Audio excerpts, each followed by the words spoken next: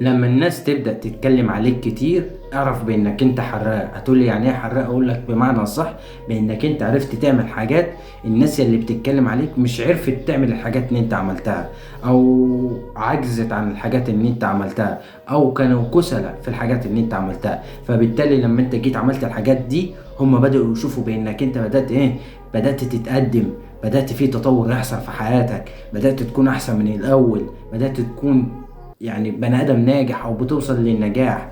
فهم علشان هم اصلا عينهم مش مليانه وناقصين، فهيبداوا يحقدوا عليك ويغلوا عليك ويتكلموا عليك.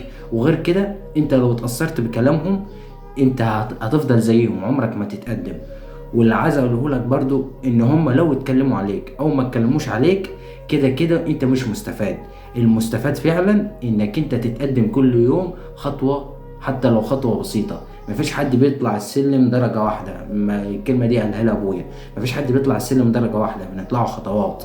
انت لو كل يوم تتقدم خطوة بسيطة احسن من مفيش.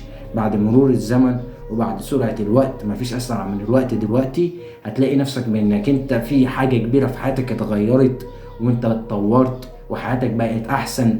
والناس هتبدأ تلاحظ بانك انت اصبحت ان انت تكون بني ادم ناجح او بتوصل للنجاح بمعنى صح. فانت كلامهم فكك منه، واهم حاجة بانك انت تتقدم كل يوم حتى لو خطوة بسيطة. كده كده انت المستفاد في الاخر. ومش عايزك تستعجل على النجاح، النجاح ان شاء الله هيجيلك، بس هي مسألة وقت مش اكتر. وانا زيك، انا مستعجل على النجاح جدا، بس بحاول ادوس على نفسي واصبر. دي وجهة نظري ليك، وانت حر في حياتك. انت قادر تبقى ناجح وقادر تبقى فاشل، قادر تبقى انت مالتي مليونير وقادر تبقى فقير. انت قادر تتحكم في حياتك وملكش دعوة بالظروف. ما تحججش بالظروف. ودي وجهة نظري، وانت حر في حياتك. كان معاك يوسف مؤمن.